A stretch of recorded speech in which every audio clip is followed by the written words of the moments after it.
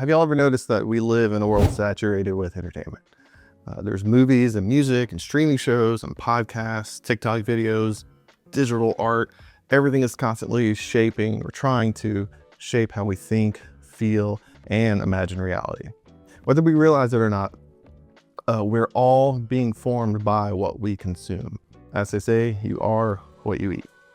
The question is not whether media influences us. It does. The real question is, how should you as a Christian engage with it? For many believers, the answer has often swung between two extremes. On one side, there's a total rejection. You avoid anything secular, stay pure. On the other hand, there's passive acceptance. It's just entertainment, so don't think too much about it. I don't think either of these approaches fully reflects what the Bible teaches or what a biblical worldview looks like. The better path, I think, is one of thoughtful, joyful, discerning engagement with culture. Not fear, not naivete, but wisdom. A little bit of a background on me. I have 2 degrees in theology, but was also a music major in college at first, and eventually got my bachelor's degree in art. So creative endeavors and theology have both always been a part of my life and still are. My dad is 31 years older than me, and unlike me, he didn't grow up in church. He was born in 1953 and was in the rock and roll, guitar, and that was his thing in high school.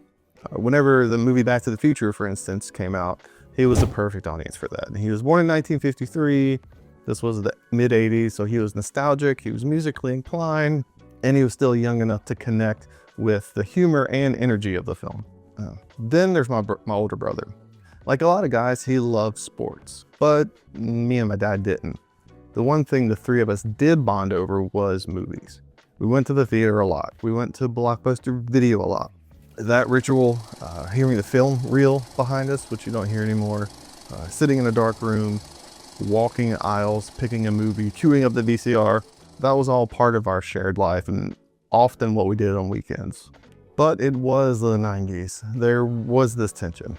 In our house, we were not allowed to listen to secular music at all. Growing up in the 90s and the early 2000s, Christian bookstores was the place to get books and music. This was before Amazon took over everything. If you wanted music, books, films, VeggieTales, you went to a brick and mortar shop. And to be quite honest, a lot of the music did not resonate with me at all. I didn't like it.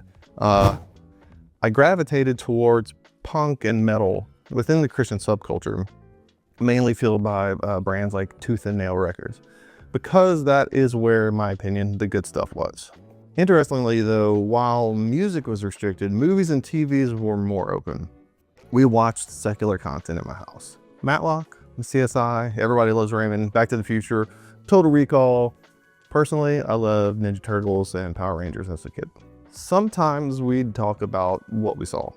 The general takeaway sometimes was pretty simple, like the movie was fun, but also the Bible says not to practice magic. But those conversations did plant something deeper in me. Now, as a parent of young teens, I have carried that forward and to some extent expanded it. After watching something with my kids, I do ask normal questions like, what was your favorite scene of that movie? But also ask, what was that movie about? Not the plot, that's usually pretty easy, usually. What I mean is, what were the creators trying to say? Why did they make it? What vision of life are they presenting? Because here is the truth. No one is ever neutral. We all work and create from a point of view. So our output, whether it's plumbing, writing the Declaration of Independence, or filming the new How to Train Your Dragon, it's all produced from a worldview. So media is telling you a story about reality. Every movie, song, or show carries a message, even if it's subtle. It tells you what matters, what love looks like, what success is, what's wrong with the world, how to fix it, if it's even worth fixing. Even humor can lower our guard and make us accept ideas that we might otherwise question. As Eric Hoffer once said, propaganda does not deceive people. It merely helps people to deceive themselves. And that may sound strong, but think about it. Think about the cultural changes you've seen even in your lifetime.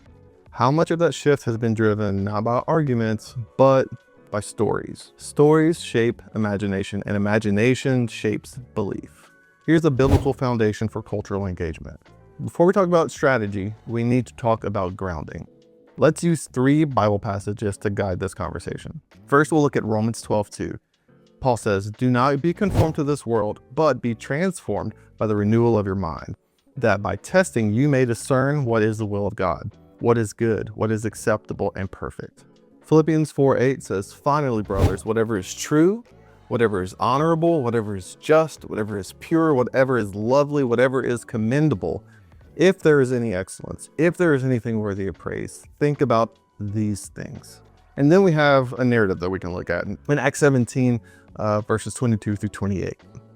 Paul stands in Athens and addresses a philosophical and religious culture by connecting with what they already know.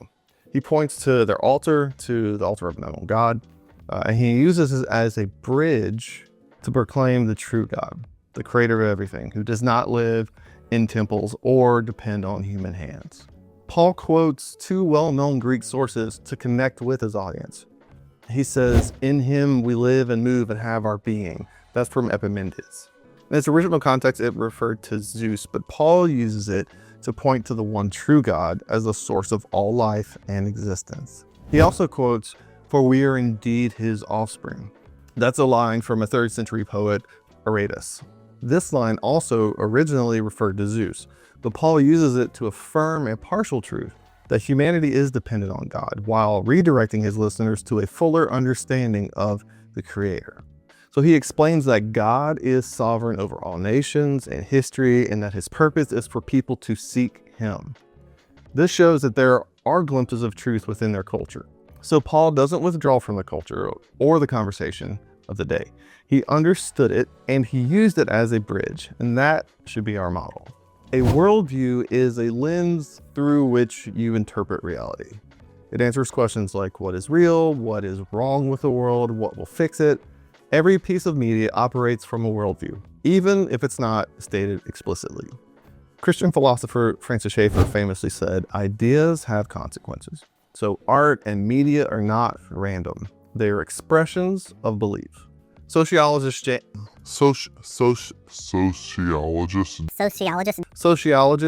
Davison Hunter says that culture shapes how we imagine reality, not just how we think about it. So when you watch a movie, you're not just consuming a story, you're encountering a worldview, and it's shaping your understanding of this universe. To engage culture well as a Christian, you need a balanced theology of culture. First, culture is not the enemy. Author Andy Crouch defines culture simply as what humans make of the world. From the beginning, God called humans to cultivate, reproduce, and create. See that in Genesis 1. So art, music, storytelling, they aren't distractions from our purpose, they're part of it. So Christians should not only critique culture, we should also create within it. Secondly, culture is fallen. It's not the enemy, but at the same time, culture does reflect humanity, and humanity is sadly broken. St. Augustine described this in terms of 2 loves. He says there's a love of God and there is a love of self. For us, there's these competing loves who shape who we are and what we do. So culture will always be a mixture of truth and distortion. It will, to some degree, be beautiful, but also broken. Thirdly, culture is something we participate in. Theologian H. Richard Niebuhr described different ways Christians can relate to culture. We can either reject culture, we can blend with culture, or we can transform culture. Most of us naturally lean in one direction or the other, but I think the most faithful approach is not withdrawal or assimilation, it's transformation through discernment. Thanks for watching Worthy Manor. I hope that you enjoyed this video and that you will subscribe and maybe share it with a friend.